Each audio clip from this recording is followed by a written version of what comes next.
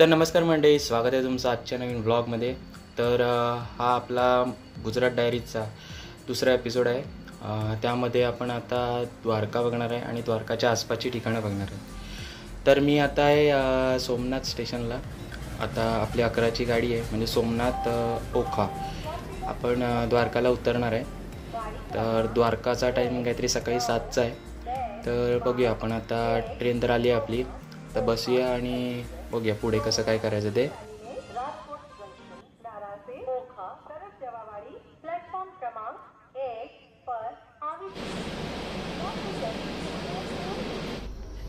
तर मित्रांनो, आता मी ट्रेनमध्ये बसलो आहे आणि ट्रेनमध्ये फारशी अशी काही गर्दी नाही आहे. म्हणजे तुम्हाला सांगतो, एका कोचमध्ये आम्ही फक्त 7 ते 8 जणं असू. ही जी ट्रेन आहे सोमनाथ ते ओखा, तिला जास्त अशी फारशी गर्दी नसते. त्यामुळे तुम्हाला याचं बुकिंग कधीही भेटेल. बघूया, आधी सकाळी तिकडे पोचल्यावर आपल्याला रूम बघायची आहे.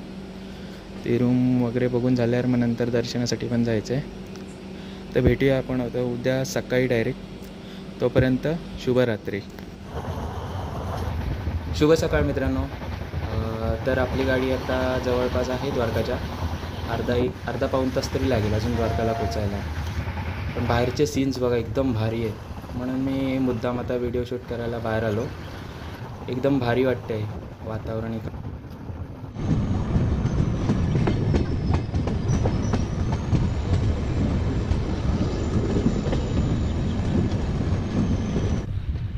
तर मित्रांनो, आपली ट्रेन आता द्वारका स्टेशनला पोचते. आमच्याबरोबर जे प्रवासी आहेत त्यांनी सांगितलं नाही की इथून ऑटो करून जावं लागेल मंदिरापर्यंत. तर बघूया, आधी आपण ऑटो करूया आणि आधी हॉटेल बघायचं आहे आपल्याला, कारण 2 दिवसाचा स्टे आहे आपला इथे. तर आता बघूया, आपण बाहेर जाऊया आणि ऑटो किंवा टॅक्सी करायची आपल्याला मंदिरापर्यंत जायला. तर ती ऑटो वगैरे टॅक्सी करूया. तुम्हाला खूप इन्फॉर्मेशन देतो मी. आम्ही द्वारका रेल्वे स्टेशनवरून ऑटो केलेली. त्यांनी 100 रुपयेच घेतले आहेत. 2-3 हॉटेल पण दाखवलीत, पण एवढी खास नव्हतीत. म्हणून आम्ही या यमुना हॉटेलमध्ये राहायचं ठरवलं. त्यांनी 2 दिवसाचे 2,500 रुपये सांगितले, पण नंतर मग कमी जास्त करून त्यांनी 2,000 रुपयाला रूम द्यायला तयार झालं. तर बघूया आपण आता रूम कशी आहे ती बघूया आणि मग फिक्स करूया. तर मित्रांनो, ही रूम आहे आम्ही चॉईस केलेली. मस्त स्पेस रूम आहे, स्वच्छता पण चांगली आहे, 2 बेड आहेत आणि गरम पाण्याची पण सोय आहे असं त्यांनी सांगितले आहे. तर बघा, तुम्हालाही जर रूम पाहिजे असेल इकडे, तर मी हॉटेलचा नंबर आणि ॲड्रेस देऊन ठेवतो डिस्क्रिप्शन बॉक्समध्ये. तर मंडळी, आम्ही आता फ्रेश होऊन मंदिरात दर्शनासाठी जायला निघालो आहे. आज आरती काय भेटणार नाही, कारण खूप लेट झालं आहे आम्हाला. आरती सकाळी लवकर असते, त्यामुळे आरतीसाठी आपण उद्या सकाळी परत देवळात जाणार आहे. आता फक्त दर्शन घेऊया आणि जी बाकीची ठिकाणं आहेत लांबवरची, ती आज बघायची आहेत आपल्याला. तर आम्हाला सकाळी ज्या रिक्षावाल्याने सोडलं त्यांनाच आम्ही कॉल केला होता. त्यांनी 1,500 रुपयात सर्व जी ठिकाणं आहेत ती दाखवायला तयार झाला आहे तो. तर त्याचा नंबर मी तुम्हाला डिस्क्रिप्शन बॉक्समध्ये देऊन ठेवतो आणि उद्या मग आपण जी जवळची ठिकाणं आहेत ती कवर करूया. तुम्ही जर म्हणजे द्वारकाधीश मंदिरात दर्शनासाठी जात असाल तर मंदिर दुपारी 1 ते 5च्या दरम्यान बंद असतं. त्यामुळे तुम्ही दर्शनाला जात असाल तर सकाळी लवकर तरी जा किंवा संध्याकाळी जा.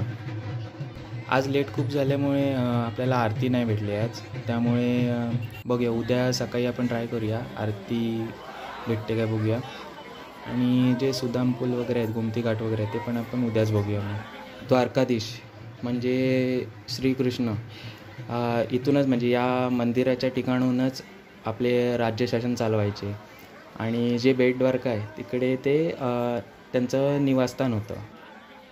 तर मित्रांनो, हे आहे रुक्मिणी देवी मंदिर.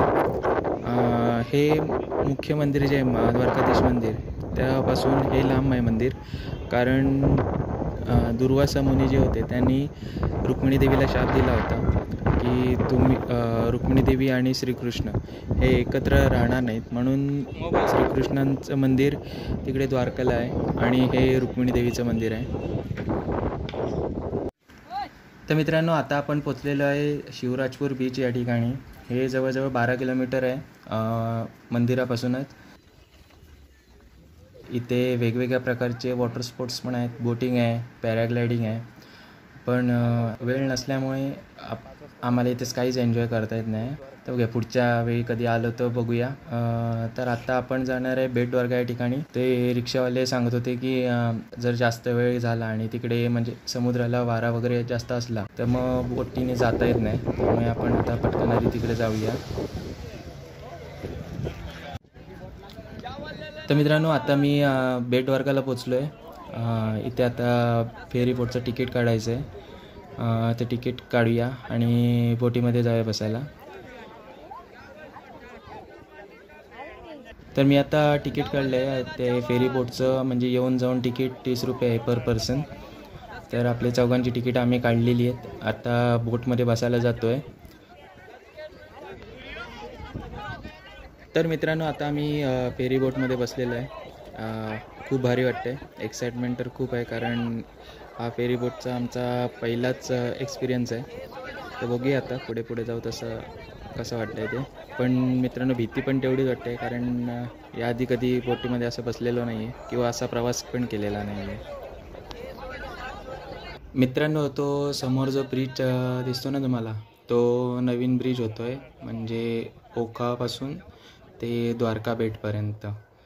म्हणजे तुम्ही नंतर मग दोन्ही मार्गाने जाऊ शकता, एक तर बाय रोड पण आणि आपले ही बोट तर चालूच राहणार आहे. पण जर थ्रिलिंग एक्सपिरियन्स पाहिजे असेल तर तुम्ही बोट प्रिफर करा. मस्त वाटतं एकदम प्रवास.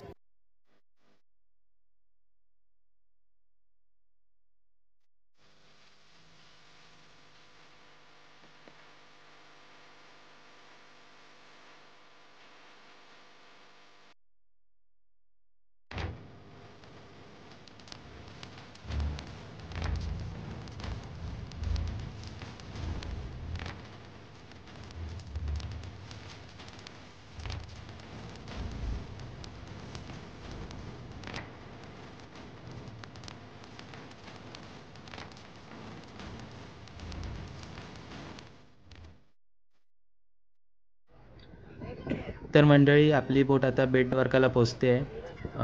तर बघूया, आपण आता उतरूया आणि पुढे कसं काय होतं ते बघूया. कारण आतमध्ये बेट द्वारका मंदिरापासून आशापुरा माता मंदिर आणि हनुमानगढी मंदिर हे जरा लांब अंतरावर आहेत. त्यामुळे आपल्याला ऑटो वगैरे करायला लागेल. तर बघूया कसं काय ते.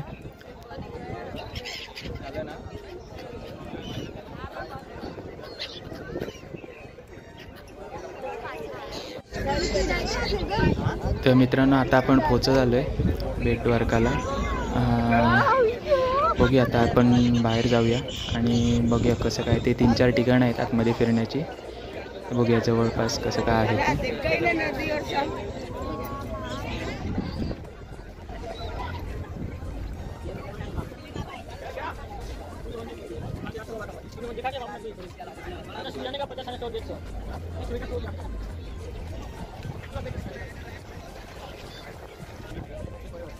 आम्ही पटकन करायला पाहिजे.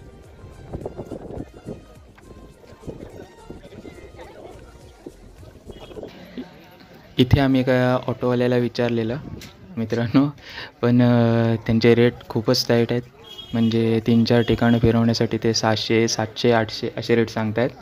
तर बघूया, आधी आपण मुख्य मंदिराचं दर्शन घेऊया आणि नंतर बघूया कसं काय आहे ते.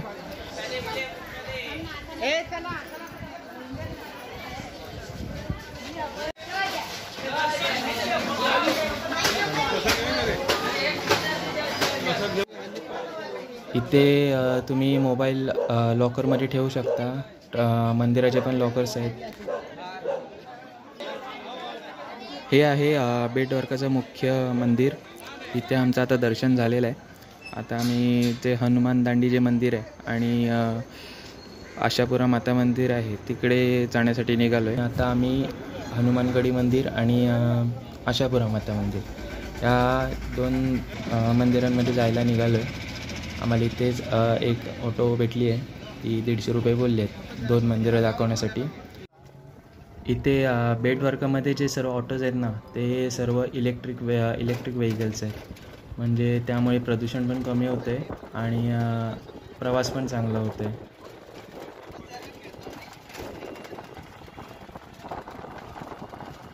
ये बेट का ही टापू है. बेट का टापू है या वो ऊपर वो लोग रहने वाले हैं ना लोग. तर मित्रांनो, आता आपण पोचलेले आहे हनुमान दांडी मंदिर या ठिकाणी. हे मंदिर पण खूप विशेष आहे, कारण इकडे आपल्याला हनुमंतांचा मुलगा मकरध्वज यांचंही दर्शन होतं. हे भारतातील असं 1 किंवा 2च मंदिर आहेत ज्यामध्ये मकरध्वज आणि हनुमंत एकत्र दर्शन होतं आपल्याला. तर त्यातलंच हे एक मंदिर आहे. आणि इकडे एक जे रामसेतूला जे वापरलेले दगड होते, म्हणजे जे पाण्यावर तरंगतात, त्यातलाच एक दगड इथे पण आहे.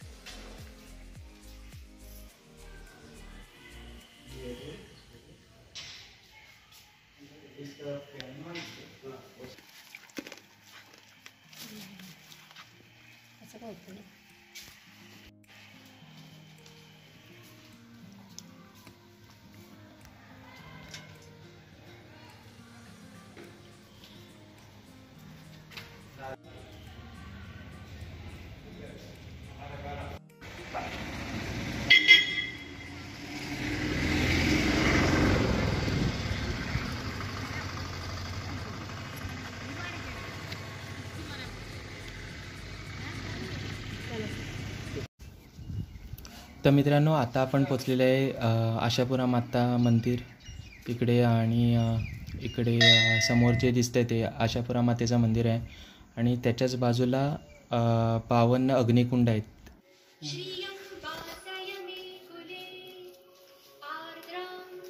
तर म्हणजे तुम्हाला इथे साधू संतांची मंदिरं पण बघायला भेटतील. त्याचं पण तुम्ही नक्कीच दर्शन घ्या. तर मित्रांनो, आता आपण परतीच्या प्रवासाला निघालेलो आहे, कारण लेट पण खूप झालं आहे. अजून आपल्याला नागेश्वर मंदिर आणि गोपी तलाव इकडे पण जायचं आहे. आणि शेवटची बोट राहिली असं हे आपले ऑटोवाले सांगत होते. त्यामुळे आता पटापट जाऊया आणि बोटीमध्ये बसूया आपण. तर मित्रांनो, आता आम्ही बोटीमध्ये बसलो आहे. लास्ट बोट होती जी आम्हाला भेटली आहे. 7ला काहीतरी लास्ट बोट सुटते इथून. त्या बोटीमध्ये आम्ही आता बसलेलो आहे. दर्शन मस्त झाले सर्व देवळांमध्ये. तर बघूया आता आपण इथे भेटूया, गोपी तलावला भेटूया.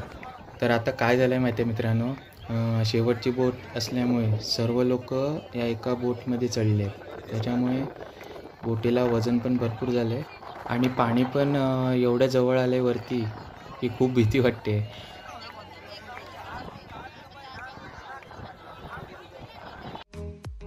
तर मित्रांनो, त्या बोटीतून सुखरूप परत येऊन आता आपण पोचलो आहे गोपी तलाव या ठिकाणी.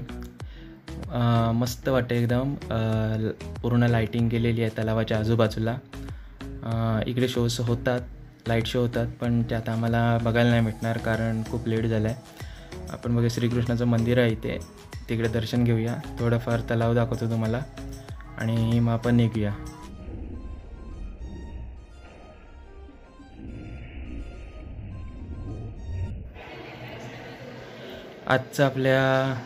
आजच्या दिवसातलं आपलं शेवटचं ठिकाण 12 ज्योतिर्लिंगांपैकी एक नागेश्वर ज्योतिर्लिंग.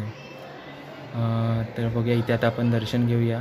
इथे गर्दी अजिबात नाही आहे कारण वाजलेत खूप. तर दर्शन घेऊया आणि भेटूया आपण थोड्या वेळात.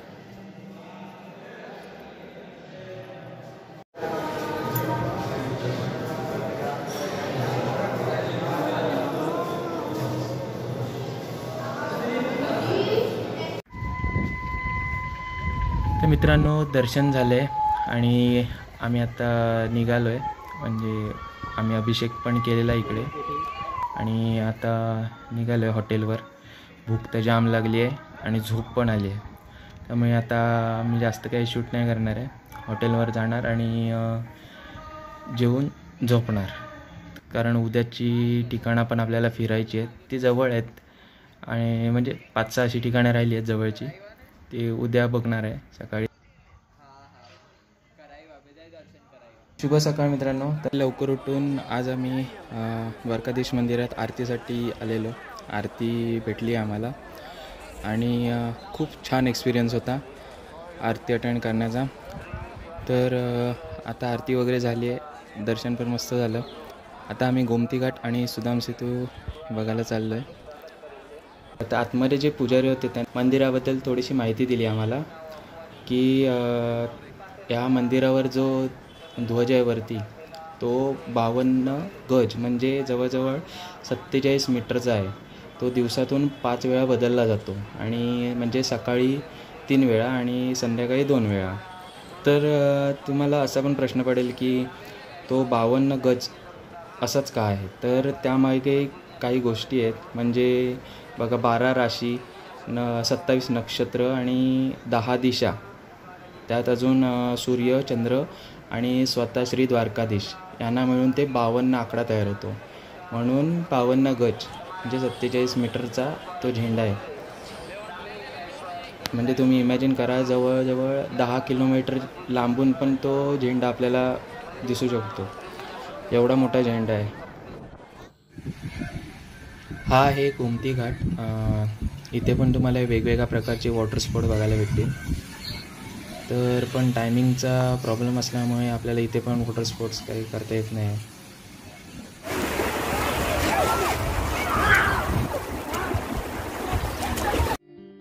हा आहे सुदाम सेतू. इथे वाटतं पुलाचं काहीतरी काम चालू आहे, त्यामुळे त्याच्यावर पण आपल्याला जाता येत नाही. आता जायला कोणालाच परवानगी नाही आहे. तर बघूया, आता आपण भेटूया. 1-2 ठिकाणं आहेत ती बघूया, करूया आपण आणि लवकर निघायचं आहे आपल्याला, कारण ट्रेन आहे आपली.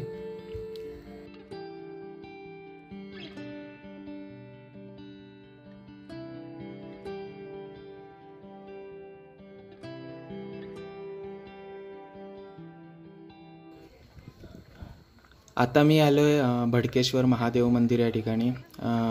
तर हे एक शंकराचं मंदिर आहे, समुद्रकिनारी आहे. कदाचित आता बंद आहे ते मंदिर, तर आपण बाहेरूनच दर्शन घेऊया आता.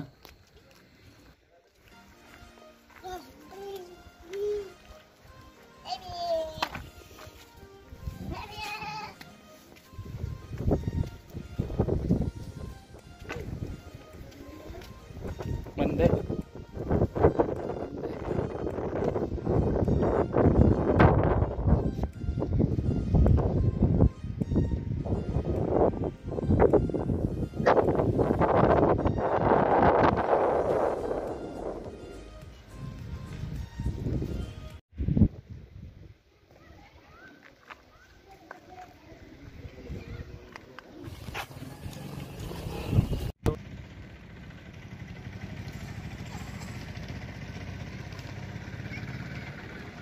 अजून 1-2 ठिकाणं आम्ही गेलेली तिकडे महादेव मंदिर नंतर, पण ते मी शूट नाही केलं आहे.